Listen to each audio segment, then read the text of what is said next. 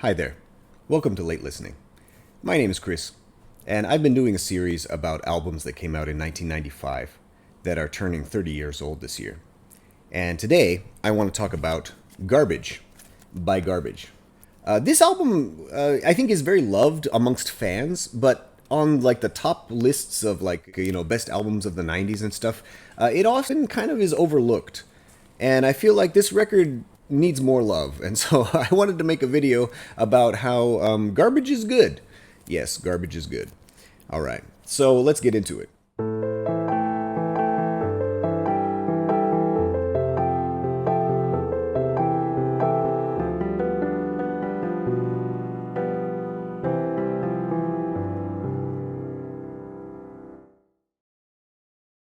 Garbage is a really interesting band. I always think about like how weird it was that Butch Vig, who produced some of the biggest albums like Siamese Dream and Nevermind, would go on to be the drummer of this band, and that the singer would be pulled from Angelfish.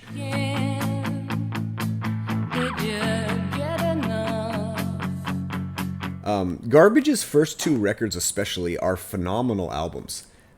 This is one of those records where I can listen to it all the way through. I never skip a song, and these songs are so interesting. They keep changing. There's so many little parts, like I think it was the 20th anniversary remastered one or something. Like you can hear so much little like ear candy that they put in there, little effects and little things going on. Absolutely incredible production. All right, can we take a moment before we get into this to talk about the album artwork? I mean, look at this cover. Like, this cover perfectly captures what Garbage is, I think, what this album is. It's like, you know, the typewriter letters, kind of grungy, this kind of dramatic showgirl, pink boa. It's entertainment, it's pop entertainment, and yet they're literally leaving their mark on it. It's cool. It's like the dynamics of grunge and pop and even trip hop too, coming all together. I like the band photo on the back contrasted with inside. Shirley Manson just doing what she does. Yeah, I love that woman. She's so cool. She's such a performer, such a powerful human being, Shirley Manson. I also like how inside they kind of tease you. Like sometimes when like artists make lyrics, they kind of just put like a few lyrics. I remember Nirvana kind of made like a collage of lyrics inside of Nevermind. And so it's kind of fun, like Garbage kind of teases you with the liner notes, you know. It's just like, just give you a little bit, you know. Maybe the parts that Shirley Manson really wanted to say, or she wanted to kind of, you know, make it easy for the listener, just enough. And yeah, that's kind of cool too. So let's go through some of the tracks here. The first three songs are such a great kickoff to a record, in my opinion. Super Vixen, which has that really, really catchy, really 90s hook that like 4 seconds in just stops. And then just, you know, continues on. And I can never really decide if they're actually playing, are they playing live in the studio and they stop? Or is it just like, you know, they kind of edited it to be like, this is the stop. When they made this record, they hadn't played live, which is crazy. Like, because Butch Vig is such a studio wizard. So, you know, I think that's one of the reasons this album sounds very processed and very, like, there's so many layers of things going on. Garbage was not a live band. They were just a studio project, and then they evolved into this, you know, what they became. Very, very catchy song, and such a cool, like, intro to, like, this record. Shirley Manson singing like "Bow Down Before Me." As a kid, I always thought like, you know, that was kind of reminded me of Nine Inch Nails. Like, bow down before the one you serve. You're going to get what you deserve. Garbage kind of reminded me of Nine Inch Nails, if only because of the processed electronic kind of sound plus guitar, like fuzzy guitars. There's like a grunginess within the electronica and electronic production. Moving on to track 2, Queer, the queerest of the queer. Shirley Manson was really daring at this time to kind of play with words like queer and, you know, talk about a lot of issues from a woman's perspective.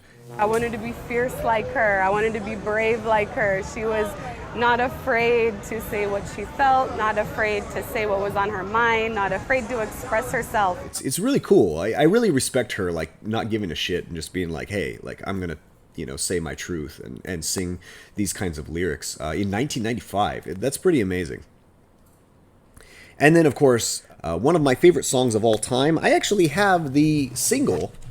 It's almost kind of like a country song or like a blues song where, you take this, it's really catchy, but also the lyrics are really memorable. You take this one kind of concept and then you just stretch it out and play with it throughout the song.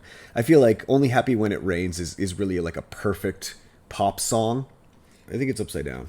This is an import from the UK. Yeah, it's got Only Happy When It Rains, and then track 2, Girl Don't Come, track 3, Sleep. Girl Don't Come is a really heavy B-side. It's one of the most grungy Garbage songs. And then Sleep is almost like a trip-hop song.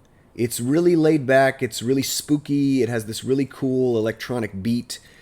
In my opinion, Garbage was really like a bridge between like the kind of grunge alternative rock thing and then like the trip hop electronica that would come later. I don't think a lot of people give Garbage any credit for like being, a little ahead of their time. Yeah, like half of this album is like electro grunge and half of this album is just like trip hop that's like a little bit sped up. And that's just my take. I don't know. What do you think? Tell me in the comments.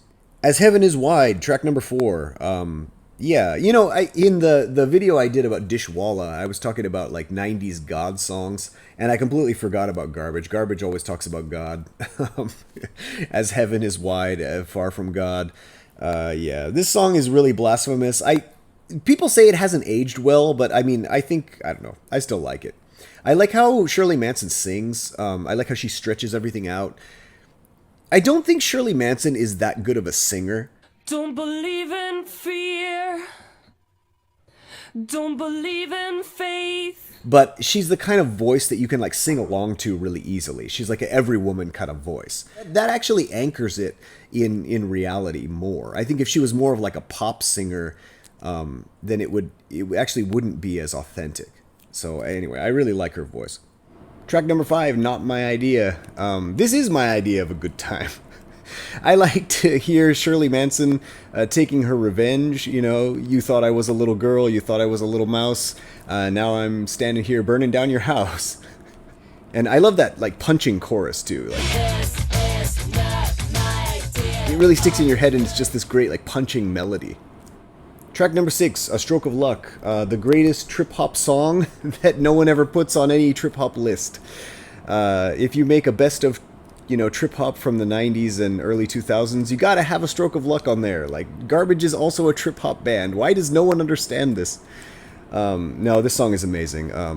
I absolutely love the spooky, like, guitar. Is it a guitar or is it keyboards? Anyway, the really spooky instrumentation in the verses. And then when that chorus kicks in, it's like, it just gives me chills every time. I mean,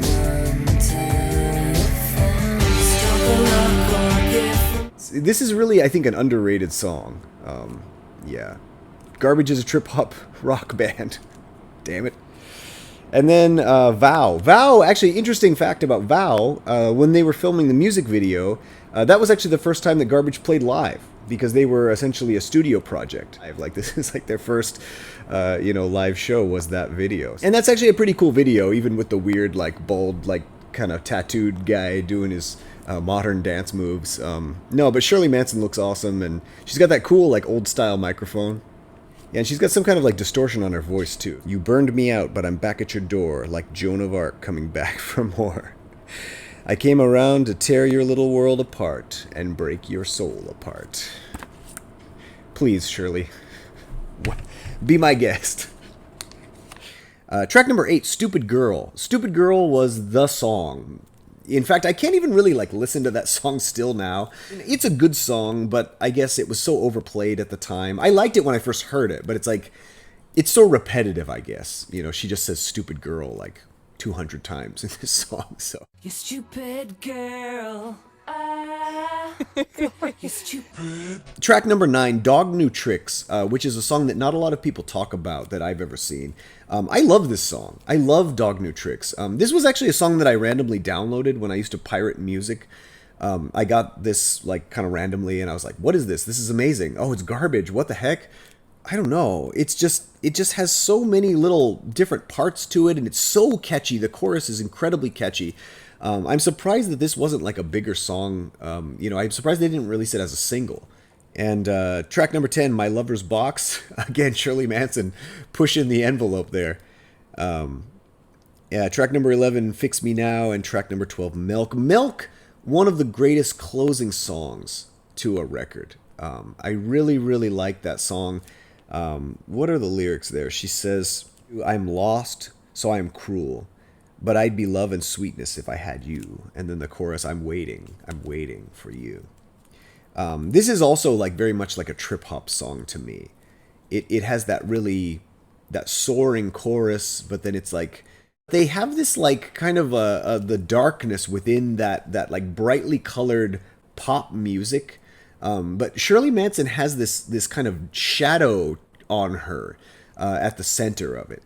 And no matter how happy the music becomes, she just has this darkness, this kind of like a intensity and like take no shit kind of attitude, which I think is really, really cool. I've always really loved Shirley Manson. I think she's an amazing human being. I don't know like what Garbage fans are saying in 2025. I know Garbage released a new record recently, Let All That We Imagine Be the Light, which I haven't heard much of that. I checked it out on Spotify. I listened to it, I think, once through, and I was like, this is interesting. Their last record, the No Gods, what was it? No Gods, No Masters. That was a really cool record. I like that one a lot. I wonder, if you're a Garbage fan in 2025, like, what do you think of this band? Where are you, in their catalog, in their ranking? I don't really like rankings, but like, do you hold up their first record as like one of the best records? Because I feel like this and Version 2.0 are like phenomenal albums. Like, listen to it all the way through, like just absolutely incredible albums. After that, it's kind of spotty for me. For a while, I didn't really listen to Garbage, and I kind of forgot about them. They were like releasing records, and I was not even paying attention for some years. And then recently, I like started listening to them again, and I was like, I don't know. I love this band. They're wonderful. I don't know why they don't get like more love. I don't know why this record doesn't get more love as like an awesome debut from the 90s. Anyway, tell me your opinion. I would like to hear from you.